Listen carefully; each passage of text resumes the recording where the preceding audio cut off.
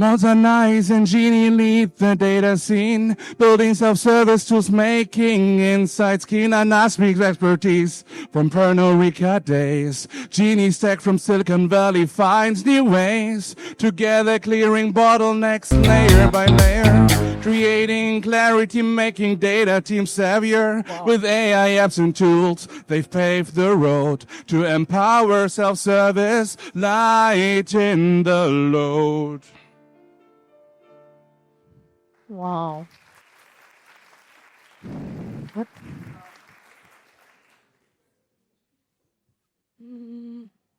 Thanks a lot. That's the best introduction I've ever had in my life. So amazing. You raised the bar. Thanks a lot for coming to this talk. We're super happy to have the full house, especially when we are going to talk about data platform and self-service analytics. So I'm Anaïs, I'm head of data platform at Malt, and I'll be speaking with Jeannie, who is a lead analytics engineer. And before we jump into the presentation, just a question for the audience. Can you raise your hand if you've heard about Malt? Wow. Amazing. Okay, cool. So we're going to be not going too much into this day. Yeah. But still, for you to get the context, we are going to still talk about Malt. So Malt, we are a freelancer marketplace. We are the leader for the European market. And our goal is to match clients' projects, so clients that can be small business or big corporates such as L'Oréal, Decathlon, with the best freelancers. So clients has a project with need, and the objective of Malt Marketplace is to find the perfect talent for the client's project. Just a few numbers about Malt, because it does matter for the next slide of the presentation. So Malt was created in 2013, so a very long time ago. And we moved from being the disruptor in the industry to the leader in the European market. And to share a few numbers, as of today, our community is more than 800,000 freelancers across domain. And we've done so far more than 255,000 projects with our clients, which is a lot. And we are still growing, so the community is growing. We operate globally, and now we're leading the European market. What does it matter? Because as you can imagine, with this community and all the clients we have, data is super crucial for us as a company. And today is about self-service analytics. So the definition we have about self-service, so people can think this is a robot that is going to explain you why your revenue is dropping. We see self-service analytics at Malt as a way to empower anyone in the company with the data they need in the form they need when they need that. So this is a really basic definition we have. And why self-service analytics is strategic for us? Because we're a marketplace. So we create a product, we build features. So it's super important for anyone that is working around the marketplace, product team, marketing, and so on, to have the right data they need to make the right decision, understand clients and freelancer behavior, build the next product feature, and so on. And the second part, as I mentioned, matching is key for our business, because our goal is to match the best freelancer with a client's need. And matching, for us, it's a ML model, so it's using AI. And as you know, to build AI, you need good quality of data. So it's super critical for us to have also all this technical team having access to the data. And the second pillar for us is to make sure our data is available for all the stakeholders at any level in the company, to be autonomous on decision making, but also to work very close to data analysts when it comes to in-depth, advanced analysis for making informed decisions. But I guess whatever your company is, for the second pillar, it's a challenge you also have, I guess. So now, what about Malt? I'd like to bring you in the past, so the creation of Malt, and to explain what we've done so far and how does self-service look like for us. So Malt was created in 2013. We had a first product done by software engineers, and between 2013 and 2018, there were no data team. it doesn't mean that the company were not doing self-service. It just meant that you didn't have data people to do that. So the way it worked back then, the product was built on top of two database technology, MongoDB and PostgreSQL. So you see the challenge for data people here, having to deal with different type of data.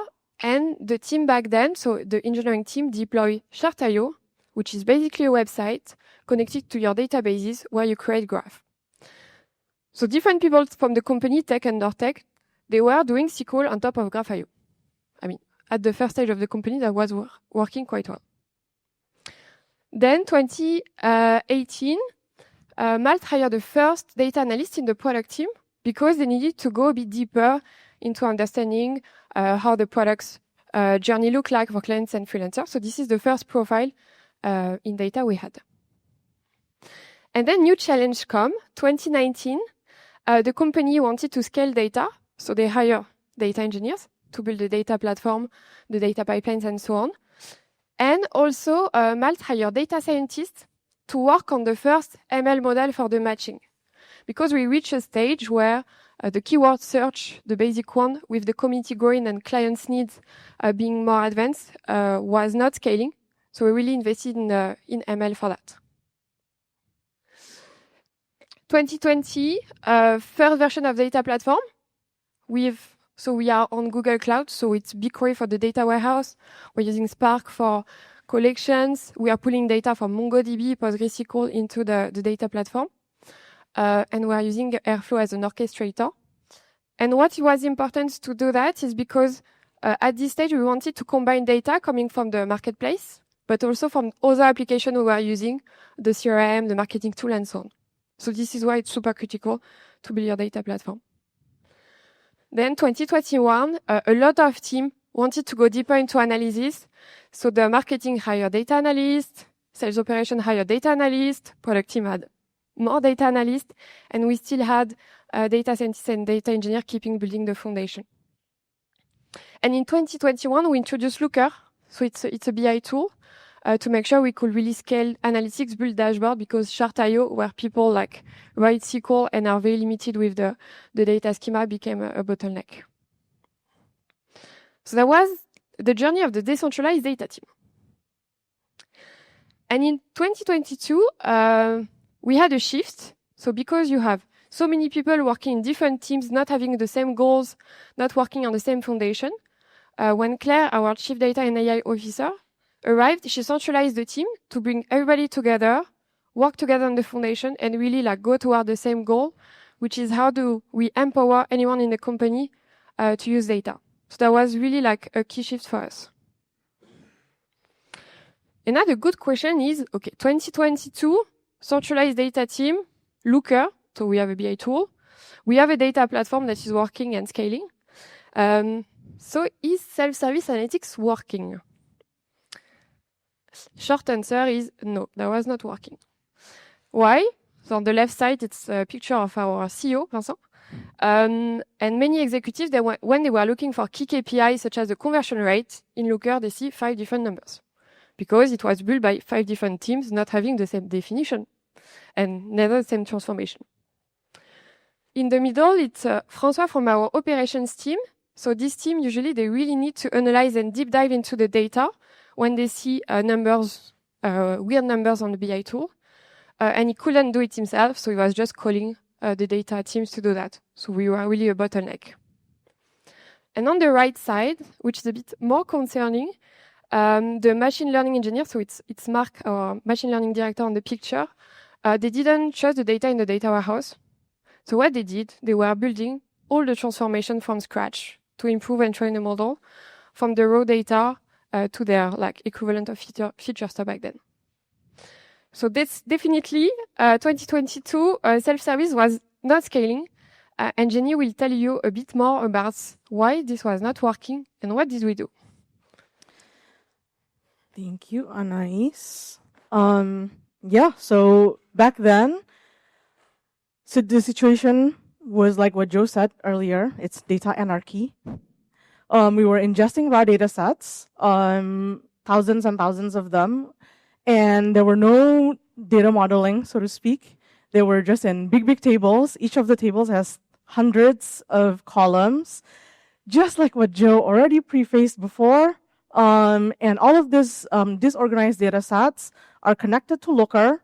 So Looker itself is also disorganized. So as you can see where I'm going, when somebody wants data, they need to use the data set. They go to a human. They go to the data analyst, and they say, hey, I want this. Can you get me this data set? And data analyst doesn't do analytics. Data analyst, they just extracts a bunch of data, a bunch of noise, and we were not doing the best that we could for improving the marketplace. So something has to change. So what did we do? We first already know at this time, the data engineers, the data platform team have built a very strong data pipelines.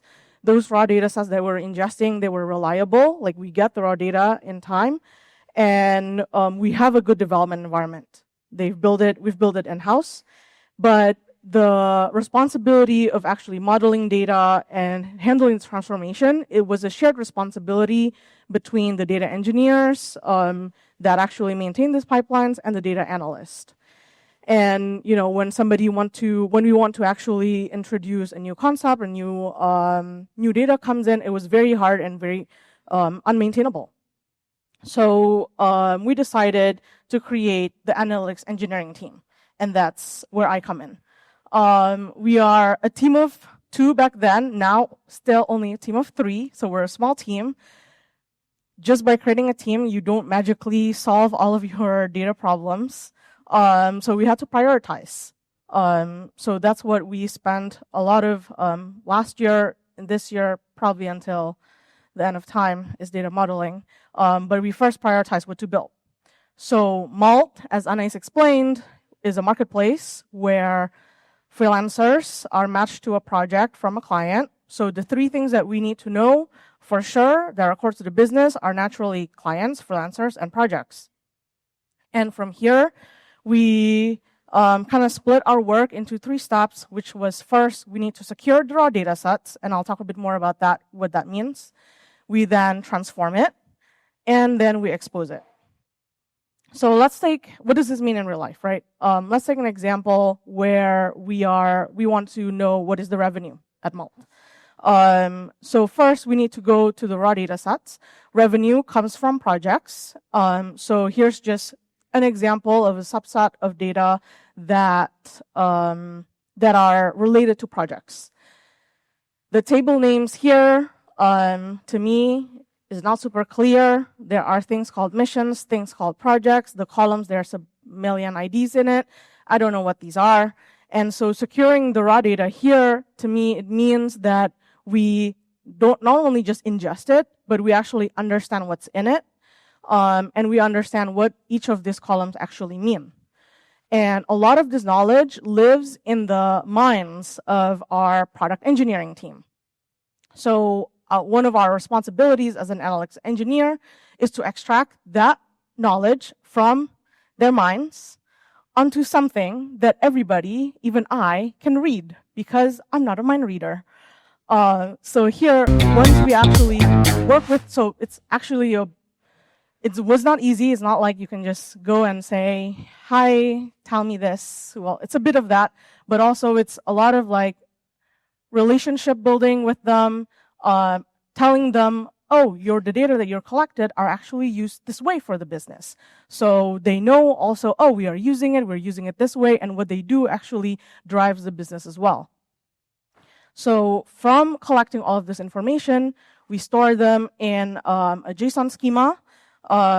We actually don't use dbt, but we store this in JSON schema, and all of this documentation is propagated in BigQuery. So people like me, I can just read the data set and know what is in it. The data analysts can also do this themselves if they want to, and the information is shared.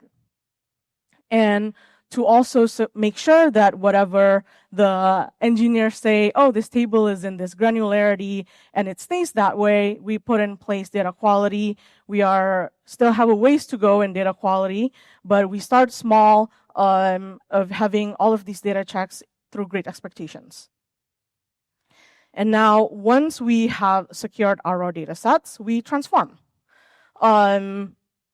There's nothing magical or groundbreaking in the transformation that we do.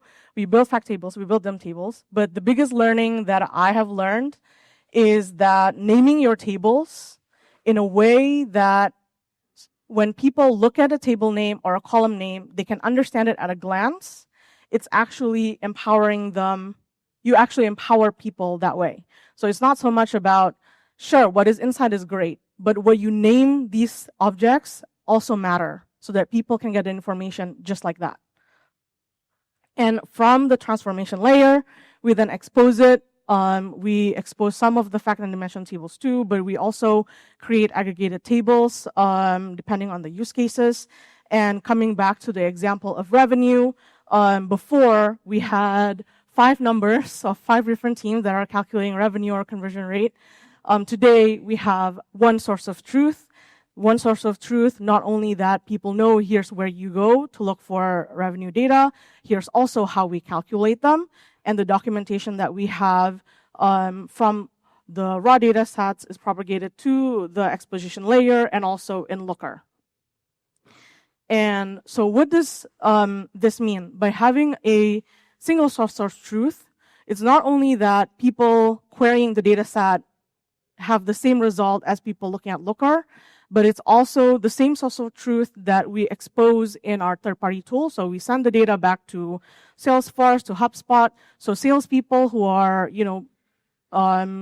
looking at their client data set can access it through Salesforce, and it's all the same number because it's come from the same place. And from having this like foundations, essentially data modeling, the analytics engineering team were now responsible for the data models. The data analysts, they can take the foundations that we built and they run with it, and they actually also at the same time revamped the BI tool that we use, Looker. So Looker is more organized, where if executives or somebody else want to know their numbers, what is the Malt health at the overall level, they know exactly where to go, they know how to dig deeper, and all of this is the hard work from the foundations. And not only that, our data science team, they no longer need to be busy with transforming data. We work very closely with them too. We take account what their needs, and they can be more focused on actually improving the matching algorithm, which is the core of what Malt is. And we actually just released the AI search, so check that out. It's super cool. Thank you, Jeannie. So building stronger foundation for us was key to empower the user across the company. But it also enabled us to go a bit deeper in terms of tooling and feature we propose as a data platform. So since we've built the foundation, we deployed an open source tool, which is a catalog called DataHub. So it's created by LinkedIn. And basically now we have an organized data set. So it's super easy to see the column lineage from raw data to the goal layer. Also, as you can imagine, engineering team, they build a lot of features. So now when they change the data model in their product, they can just go on DataHub themselves and see if there is impact for us or not. So it really helps us not to having to troubleshoot production issues all the time, which happened in the past. And the second use case for us is to foster ad hoc exploration for our data analyst team. So we deployed a tool that is Querybook.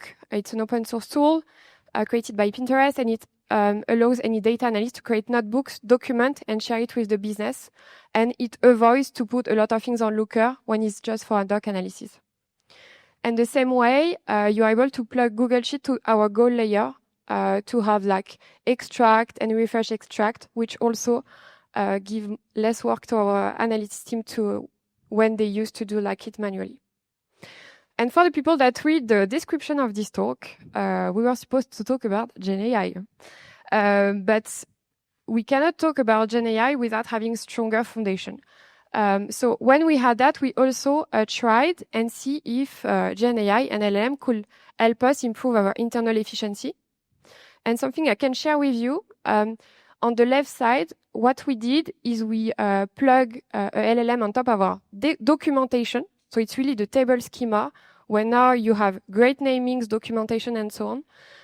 And this is an assistant on Slack used by tech profiles when you want to create the data warehouse. So it helps us you to locate the data you are looking for your analysis. So that's something that is working quite well, but you need good documentation to do that. And on the right side, this is something we are exploring because we revamped all the metrics layer in Looker. So we deployed an application such as a chat that is doing prompt to insights, but on a really limited scope, which is the metrics layer. And that's something we are testing and looking to release to Malt next year. Another question is like, okay, this looks super cool. We've built foundation. Have we finished our self-service journey? Short answer is no, because you never finish your self-service journey. So coming back to the first pillar I mentioned, so now indeed, we have governed data, clean data, Looker that is organized. So definitely we empower better our users to make great decisions. And we also empower the data scientist team to focus on improving the ML model instead of dive into the data. So that's first thing. But we haven't modelized all the business objects because, as Jeannie mentioned, we had to prioritize that. And we still have a long road to go into modelizing more and more business objects, such as our financial data. So this is the next step for us. And the second point about informing decision to all stakeholders, we definitely have a better self-service strategy in the BI tool and also in the data warehouse. But we are still limited in our current landscape to enable people to really go deep into the data. So they often come to the data team to do that. And that's also one of the next steps we have as a team.